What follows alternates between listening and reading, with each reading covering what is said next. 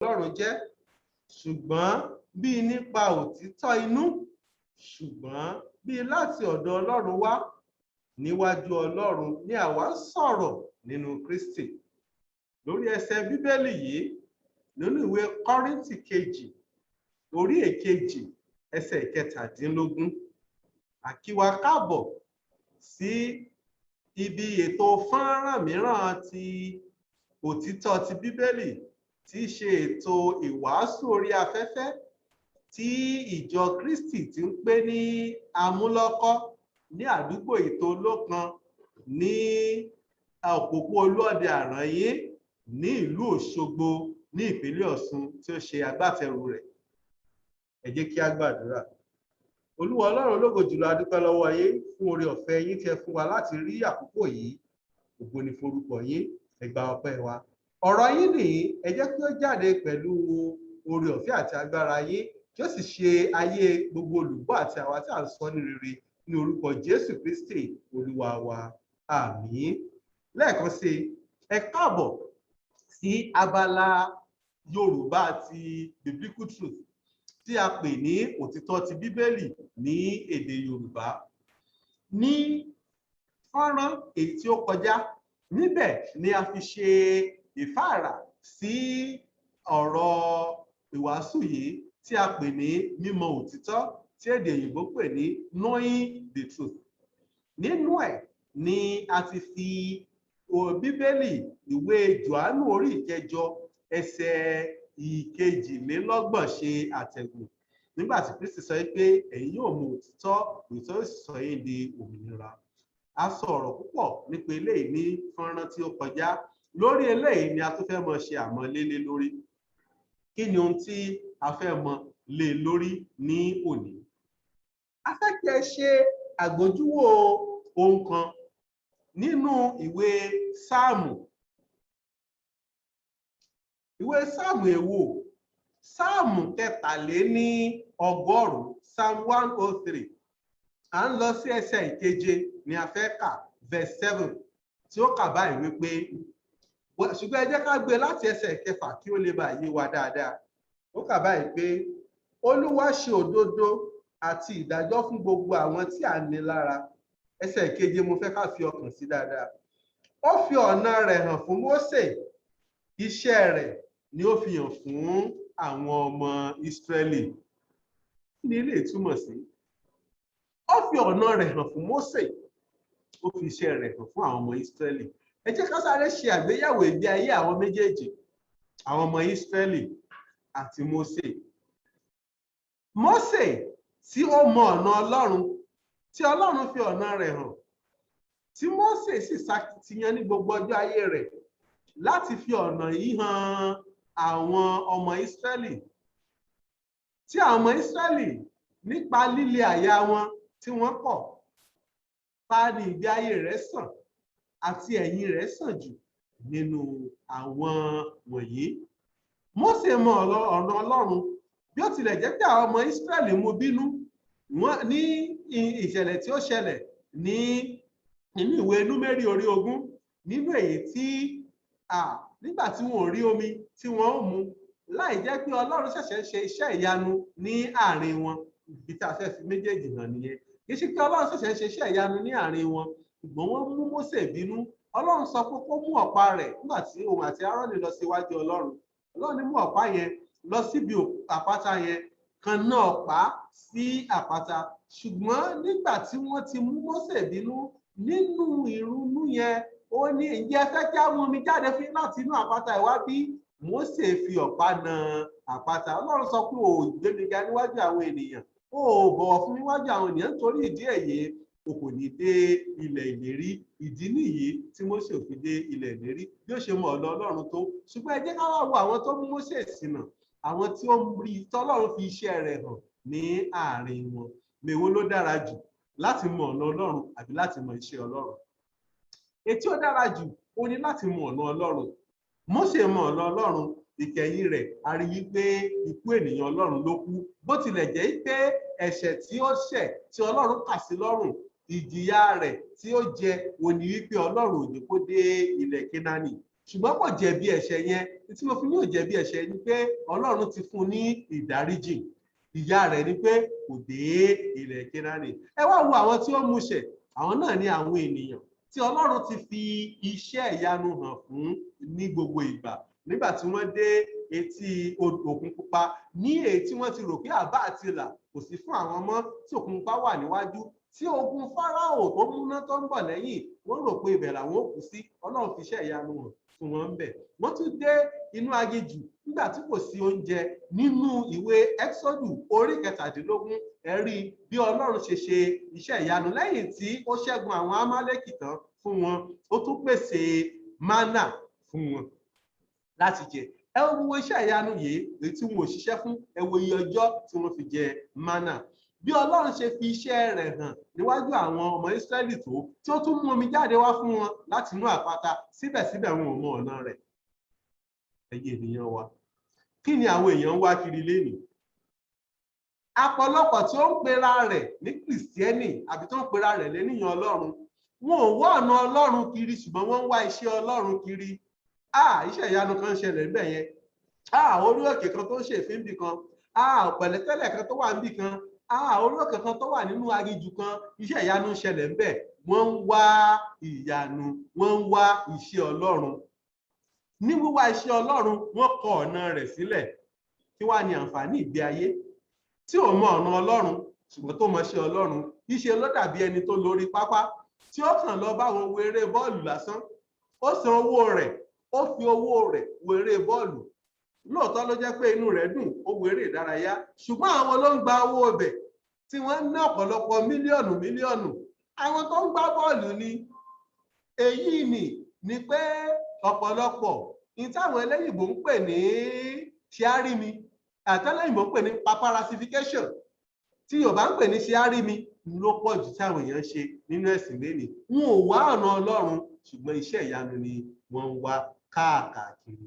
Ẹ jẹ́ wo inú ìwé Kọ́ríńtì kìíní orí ìkíní, nígbà tí a dé ẹsẹ̀ ìkejìlélógún, 1 Corinthians chapter 1 verse 22. A tún rí ohun àwọn méjì kan níbẹ̀ nínú èyí tí a bá mú wá sí ìgbé ayé òde òní tí ó ń ṣẹlẹ̀ ní. Ẹ wò, ẹ jẹ́ ká kà nísìn. Nítorí pé àwọn Júù ń béèrè àmì, àwọn Hélénì sì ń ṣàfẹ́rí ọgbọ́n. Ní tó ọ̀pọ̀lọpọ̀ ń wá kiri lónìí, àmì. Mo fẹ́ sí àmì àti iṣẹ́ ìyanu. Ìdí nìyí tí ẹ fi rí àwọn tó ń lo agbára òkùnkùn láti gbé wọn lùgbẹ́. Ẹlòmíràn àdúrà nìkan ló mọ̀ gbà, kò mọ ọ̀rọ̀ Ọlọ́run, kò mọ ìfẹ́ Ọlọ́run. Ẹ wá mú àdúrà tó mọ̀ gbà yẹn, ẹ gbé kẹ̀gbẹ́kẹ̀gbẹ́ pẹ̀lú Bíbélì, kò tó bá Bíbélì mu. Èyí ni kò bá ẹ̀kọ́ àdúrà tí Kristi fi kọ́ àwọn ọmọ rẹ̀ mu. Àmì ló ń wá kiri. Ẹ wo bí ọ̀pọ̀lọpọ̀ ó ṣe wá wọ ìgbẹ́ lénìí tí wọ́n wọnú igbó. Náà bí wọ́n ṣe wá wá àmì kiri yìí, kí ni wọ́n rí? Kí ni ìfẹ́ Ọlọ́run? Ẹ jẹ́ ká kọ́kọ́ ṣe àyẹ̀wò nǹkan tí wọ́n rí. Ẹ wo ìwé Pétérù kejì. Pétérù kejì orí ìkejì. Pétérù kejì orí ìkejì ẹsẹ̀ ìkíní sí ẹsẹ̀ ìkẹta. Ẹ jẹ́ ká kà á.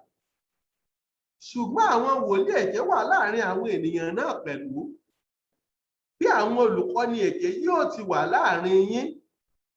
Àwọn ẹni tí yóò yọ mú àdámọ̀ ègbé wọ inú yín wá, àti tí yóò sẹ́ Olúwa tí ó rà wọ́n, wọ́n ó sì mú ìparun tí ó yára pínkán wá sórí ara wọn. Ẹsẹ̀ ìkejì. Ọ̀pọ̀lọpọ̀ ni yóò sì máa tẹ̀lé ìwà wọ̀bìà wọn, nípa àwọn ẹni tí a ó fi máa sọ̀rọ̀ òdì sí ọ̀nà òtítọ́. Ẹsẹ̀ ìkẹta. Àti nínú ojú kòkòrò ni wọ́n ò máa fi yín ṣe èrè jẹ nípa ọ̀rọ̀ ẹ̀tàn. Ìdájọ́ ẹni tí kò falẹ̀ láti ọjọ́ ìwà, ìparun wọn kò sì tó gbé. Àsọtẹ́lẹ̀ ti wà. Àsọtẹ́lẹ̀ tó ń ṣẹlẹ̀ lónìí ó pọ̀ nínú Bíbélì, ìkan nínú rẹ̀ ní. Ẹ̀mí mímọ́ nípasẹ̀ Pétérù, àpọ́sítélì Kristi, ó ní ẹ kíyèsára. Torí bí àwọn wòlíì èké ṣe wà ní ìgbàanì, bẹ́ẹ̀ ni àwọn olùkọ́ni èké yóò ṣe wà láàrin yín o. onírú àwọn wọ̀nyí wọ́n á yọ́ kẹ́lẹ́kẹ́lẹ́ nípa ọgbọ́n ẹ̀wẹ́, wọ́n á mú àdámọ̀ ègbé wá. Kí ni àdámọ̀ ègbé tí wọ́n mú wá?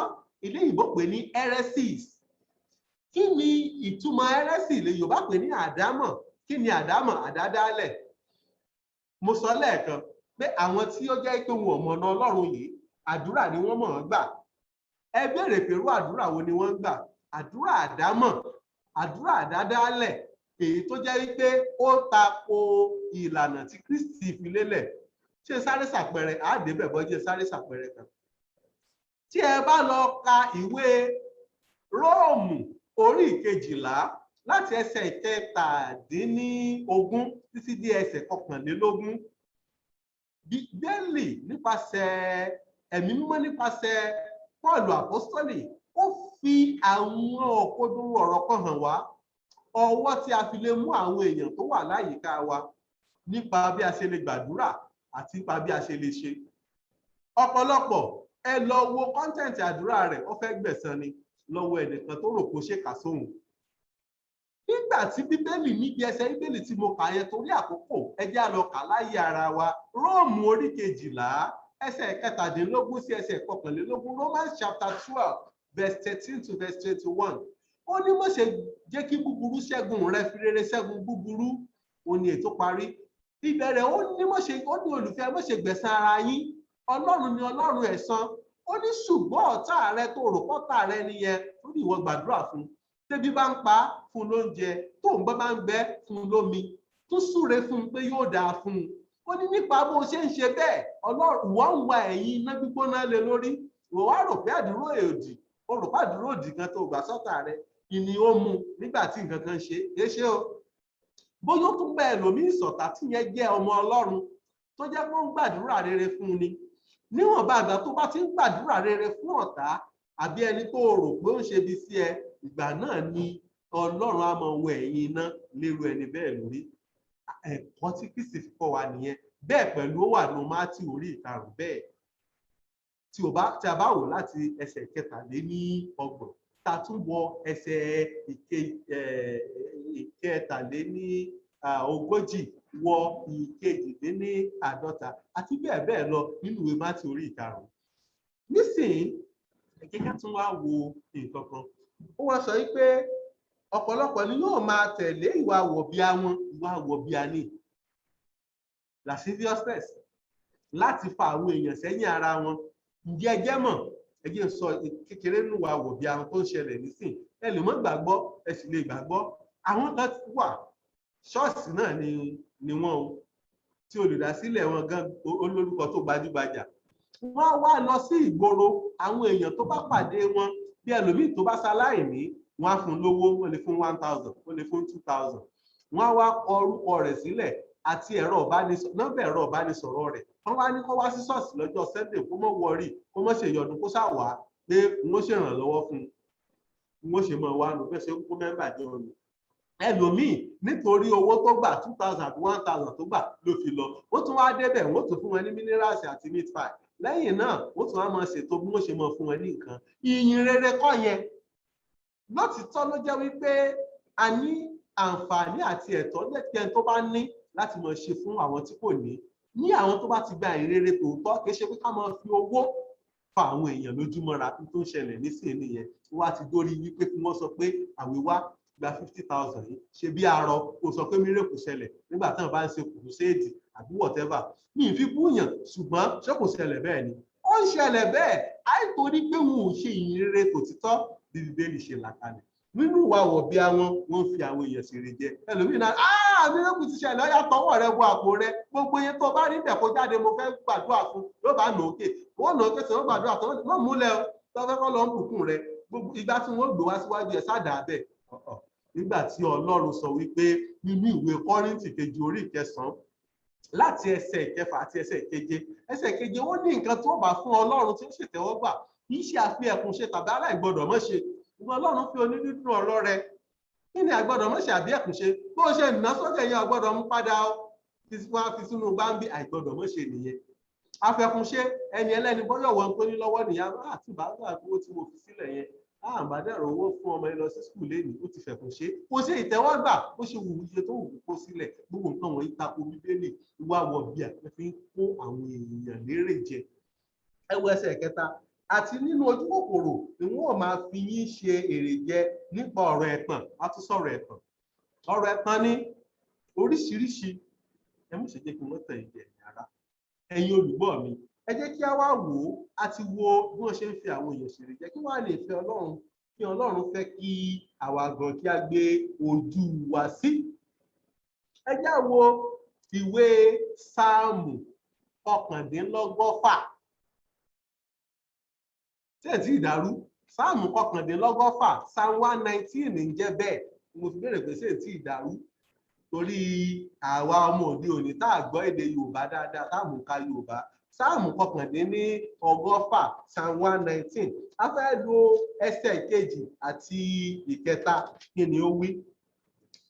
ó ní ìbùkún ni fún àwọn tí ń pa ẹ̀rí rẹ̀ mọ́ tí sì ń wá kiri tinútinú gbogbo.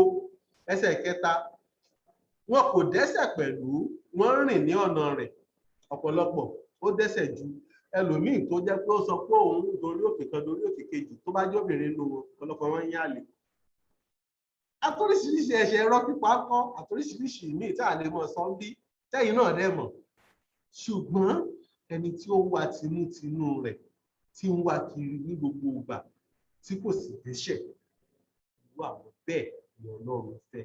irú àwọn bẹ́ẹ̀ ló mọ ọ̀nà Ọlọ́run ló dàbí Mósè tí ò dàbí àwọn ọmọ Ísírẹ́lì. báwọn ọmọ Ísírẹ́lì bó ṣe ríṣẹ́ ìyanu Ọlọ́run tó ẹyẹ lọ ka ìwé Númérì orí 25 Numbers chapter 25 láti ẹsẹ̀ ìkíní. tí àwọn ọmọ Ísírẹ́lì sì jókòó ní Ṣítìmù wọ́n sì jókòó pẹ̀lú àwọn ọmọ Móábù wọ́n sì darapọ̀ pẹ̀lú òrìṣà Balipíórì òrìṣà Móábù. wọ́n dàpọ̀ pẹ̀lú òrìṣà Balipíórì òrìṣà Móábù lẹ́yìn tí Ọlọ́run ti ṣe ọ̀pọ̀lọpọ̀ iṣẹ́ ìyanu níwájú wọn. ó lè mọ wáṣẹ́ ìyanu kiri iṣẹ́ ìyanu ò mú yẹn dúró ní ìfẹ́ Ọlọ́run.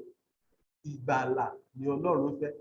jẹ́ kí n sọ nǹkan kan fún ẹ. iṣẹ́ ìyanu kọ́ ní mú yẹn wọlé ìyà ẹni pẹ̀lú. gbogbo tẹ́nìkan sọ pé iṣẹ́ ìyanu làwọn èèyàn wá kiri èèyàn lè sọ̀rọ̀ láti sìn dọ̀la.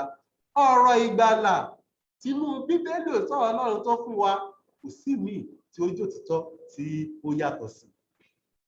nísìnyí ẹ jẹ́ ká tún wò ó ṣẹ́gbẹ́ kan káwò sọ́tún káwò sósì. ọ̀pọ̀lọpọ̀ ló ti wà nínú ìdè àwọn adarí ẹ̀sìn nísìnyí. àwọn tó pera wọn lólùdásílẹ̀ ìjọ ìyapa oníjọ ìyapa kì í ṣe mi mo pè bẹ́ẹ̀ mi ìdè abuse èdè Bíbélì ni ló sọ bẹ́ẹ̀ pé wọ́n yapa kúrò nínú ìlànà tí Kristi gbé kalẹ̀. ìjọ èmi mo ní nǹkan mi ìjọ olólùdásílẹ̀ ẹni jẹ́ general overseer àti bẹ́ẹ̀ bẹ́ẹ̀.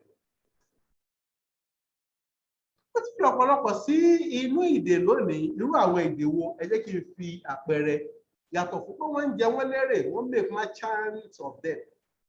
yàtọ̀ fún pé wọ́n kọ́ wọn ní ẹ̀kọ́ tó tako ìfẹ́ Ọlọ́run. ẹ má jẹ́ gbàgbé láti fi eléyìí kù. ọ̀pọ̀lọpọ̀ ẹ béèrè pé Bíbélì ọ̀rọ̀ Ọlọ́run kò ló ṣe jẹ́ sí. ẹlòmíì ara ní fi ìbúra swearing. ẹlòmíì a máa fi búra ni. a ní kẹ́ni mọ̀ pò tọ́ ni mò ń sọ. a bá mú Bíbélì a pàdé a bá dúró lé lórí. òun fi Bíbélì ìbúra. ó mọ̀ pé ẹ̀ṣẹ̀ ńlá ló ń dá. yàwó ṣáàwó nínú ìwé Mátíù orí 5 ẹsẹ̀ 23 Matthew chapter 5 verse 23 to verse 33. a tún wá wò ó dé verse 30 ẹ̀fẹ̀ wò Matthew pọ̀ ẹ sáà mọ tẹ̀lé mi bí mo ṣe fẹ́ mọ kà á. Matthew orí 5 ẹ jẹ́ ká bẹ̀rẹ̀ láti ẹsẹ̀ 23 ẹsẹ̀ 23 ó kà báyìí wípé nítorí náà bí ìwọ bá mú ẹ̀bùn mo kàn fẹ́ sọ eléyìí nípa bí a ṣe ọwọ́ tí a fi máa ń mú àwọn tí a rò pé wọ́n jọ̀tá wa. èyí tí a fi ṣèfẹ́ Ọlọ́run àdúrà òdì náà máa ń gbàdúrà náà máa ń lọ ń gbà sí wọn lórí òkè. ẹgbọ́n tí Bíbélì sọ. Jésù ní nítorí náà bí ìwọ bá mú ẹ̀bùn rẹ wá sí ibi pẹpẹ bí ìwọ bá sì rántí níbẹ̀ pé arákùnrin rẹ ní ohun kan nínú sí ọ fi ẹ̀bùn rẹ sílẹ̀ níbẹ̀ níwájú pẹpẹ sì lọ kọ́ bá arákùnrin rẹ làjà náà, nígbà náà ni kí o tó wá ìbùn ẹ̀bùn rẹ. Ọ̀pọ̀lọpọ̀ ẹni tó o sọ pé ẹni tí o ṣẹ̀ gan tó mọ̀ pé o ṣẹ̀ this time around kan ló ẹni tó rò pé ó ní ìkùnsínú sí ẹ, ìwọ ṣe pàtì tiẹ̀, ẹni yẹn lè mọ́ gbà, ẹni yẹn lè mọ́ gbọ́, o lè bẹ̀, o lè dọ̀bálẹ̀ fún kó mọ́ gbọ́, ṣùgbọ́n ó ti ṣe fi Ọlọ́run ó kọ́ lọ bá yanjú ìjà rẹ yẹn pẹ̀lú ẹ̀kọ́. Mo rò pé ẹni kùnsínú sí mi, ẹ má bínú o, mo tó á bí ilé, ẹ má bínú. Kò bá àwọn bínú lẹ́yìn ìgbà yẹn, o ti ṣe fi Ọlọ́run, nítorí wọ́n wá fẹ́ fi justice sí Ọlọ́run lẹ́yìn ìgbà yẹn, kó wá ṣe ìtẹ́wọ́gbà. Ṣùgbọ́n láka bẹ́ẹ̀ lónìí àwọn èèyàn ní ṣe bẹ́ẹ̀ wá ní kí ni ọ̀tá mi ni oníbi ni. Ẹ̀yin ọmọ ẹ má déwájú rẹ o. Àwọn nǹkan tí o takò fi Ọlọ́run. Ẹ tún wo bòmíì ní ìwé Mátíù orí 5 náà, ẹ jẹ́ ká wá fò sí ẹsẹ̀ 23 verse 33.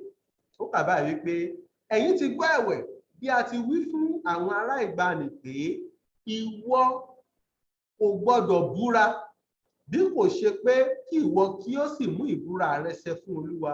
Ṣùgbọ́n èmi ń wí fún yín, ẹ má ṣe búra rárá. Ẹ má ṣe búra rárá. Kí ló ń búra fún? Ọ̀rọ̀ Ọlọ́run ni ẹ mọ ọgbọ́n tó sọ. Verse 39 ẹsẹ̀ ẹ má bínú o, ẹsẹ̀ 24 verse 34. Ṣùgbọ́n èmi wí fún yín, ẹ má ṣe búra rárá, ìbá ṣe ìfi ọ̀run búra, nítorí pé ìtẹ́ Ọlọ́run ni. Verse 35. Tàbí fi ayé búra, nítorí pé àpótí ìtìsẹ̀ Ọlọ́run ni. Tàbí Jerúsálẹ́mù, nítorí ìlú ọba ńlá ni. Ẹ wá wo ẹsẹ̀ 36 kí o má ṣe fi orí rẹ búra, nítorí ìwọ kò lè sọ irun kan di funfun tàbí dúdú. Ẹsẹ̀ 37. Ṣùgbọ́n jẹ́ kí ọ̀rọ̀ yín jẹ́ bẹ́ẹ̀ ni, bẹ́ẹ̀ ni, bẹ́ẹ̀ kọ́, bẹ́ẹ̀ kọ́, nítorí pé ohunkóhun tí ó bá jù wọ̀nyí lọ nípa ibi ni ó ti wá. Táwọn èèyàn bá ti lè gbẹ̀rí rẹ jẹ́, ó ti wà nípa ibi. Ohun tí a lè ṣe tó pọ̀ jù ni pé Ọlọ́run ni ẹlẹ́rìí mi. Láti wá pé mo fi Ọlọ́run búra. Ọlọ́run jẹ́ gbẹ̀rẹ̀. Ọ̀rọ̀ Ọlọ́run à ń tún dúró lórí ẹ̀. Àwọn kan tó mú kọ́kọ́rọ́, wọ́n jù sáàrin Bíbélì, wọ́n dì lókùn. Ọ̀rọ̀ Ọlọ́run ò wà fún bẹ́ẹ̀. Ìtọ́rọ̀ Ọlọ́run wà fún kan yẹn. Ẹ̀mọ́ tọ́rọ̀ Ọlọ́run wà fún, kò wà fún à ń búra, kò wà fún à ń dì lókùn. Àwọn sọ pé tó bá yẹ pé lágbájá ló jí owó ìwọ Bíbélì mọ yí. Rárá, kò wà fún yẹn. Kí ló wà fún? Ẹ já lọ sínú ìwé Sáàmù. Sáàmù 119 là ń padà sí, Psalm 119. Àwa fẹ́ wo ẹsẹ̀ 105 verse 105. Ẹsẹ̀ 105 tó kà báyìí pé ọ̀rọ̀ rẹ ni fìtílà fún ẹsẹ̀ mi àti ìmọ́lẹ̀ sí ipa ọ̀nà mi. Bọ́rọ̀ Ọlọ́run ṣe rí nìyẹn. Ọ̀rọ̀ Ọlọ́run máa ń tọ̀yàn ni, kì í ṣe pé èèyàn máa ń dì lókùn, kì í ṣe pé èèyàn máa ń fi rọrí. Ẹlòmíì ti fi rọ Bíbélì rọrí, èpo ẹ ti ya. Èèyàn máa ń kà ní ọ̀rọ̀ náà yóò gbénú ènìyàn, èèyàn fi rọrí. Èèyàn dúró lórí ẹ̀ kó fi máa búra. Ẹ̀ṣẹ̀ ni. Ẹ tún wá wo ìwé Sáàmù 19 kan náà. Ẹ wá wo ẹsẹ̀ 130. Kí n sọ bẹ́ẹ̀ tààrà kó lè tètè yé wa. Ẹsẹ̀ 130. Ìfihàn ọ̀rọ̀ rẹ̀ fúnni ní ìmọ́lẹ̀, ó sì fi òye fún àwọn òpè. The entrance of thy word giveth light, it giveth understanding unto the simple. So ìmọ́lẹ̀ ni ọ̀rọ̀ rẹ̀ fún mi. Ìwà lòdì tí a fi ń lò lòdì sí ìfẹ́ Ọlọ́run. Ẹ jẹ́ ká kíyèsára. Mímọ̀ òtítọ́ ò ní ọ̀rọ̀ tí à ń sọ lọ́wọ́. Nínú àwọn èyí tí a sọ nínú ìwé Mátíù, ẹ̀yin olùgbọ́ wa, ẹ̀yin ẹ tún tẹ̀síwájú nínú orí 5 tí a kà nínú Mátíù yẹn. Ẹ tẹ̀síwájú nínú ẹsẹ̀ 42 sí ẹsẹ̀ 39 láyé ara yín. Kí ẹ tún wá kà á ní dé ẹsẹ̀ 44. Ẹ rí ẹ̀kọ́ ńlá tí ó wà ńbẹ̀. Ǹjẹ́ a ti gbọ́ ọ̀rọ̀ yìí? Ọ̀rọ̀ wo lẹ rò tó mò ń sọ? Mi ò ṣàtakò sọ Bíbélì fún wa. Ọ̀rọ̀ a máa le lára, ṣùgbọ́n téèyàn bá lè ṣe, ó máa mú àǹfààní wá. Ẹ̀yin olùgbọ́ wa, ǹjẹ́ a rí nǹkan kan tí a sọ tí ò yé yín? Yàrí kan tí a sọ dáradára. Ìbéèrè tí ẹ bá béèrè, Bíbélì láfi dáhùn, èyí tá a bá fi Bíbélì dáhùn, ẹ mọ́ gbà, ọ̀rọ̀ Ọlọ́run láfi dáhùn, á sì yànnàná rẹ̀, á sì jẹ́ kó yé yín, nítorí pé ọ̀rọ̀ Ọlọ́run tí ń ṣe ìlànà fún wa, tí ò bá tẹ̀lé ni ó ń lọ.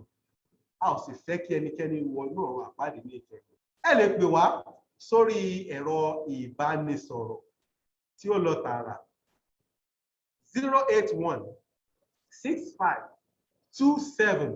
081-6527-8061. 081-6527-8061. Ẹ lè kọ̀wé sí wa lórí ẹ̀rọ ayélujára. Íméèlì wa ni churchofchristamuloko@gmail.com. Ẹ tún lè lọ sí Facebook page wa Church of Christ Amúlọ́kọ. Ọlọ́run á bùkún fún yín bí ẹ ṣe ń gbọ́rọ̀ wa, ọ̀rọ̀ Ọlọ́run tí à ń sọ níbí. A ó sì mọ tẹ̀síwájú nínú fọ́nrán mìíràn. Ẹ mú àkókò pẹ̀lú wa, Ọlọ́run á máa ràn yín lọ́wọ́. Ẹ ṣé púpọ̀. Ẹ káàbọ̀.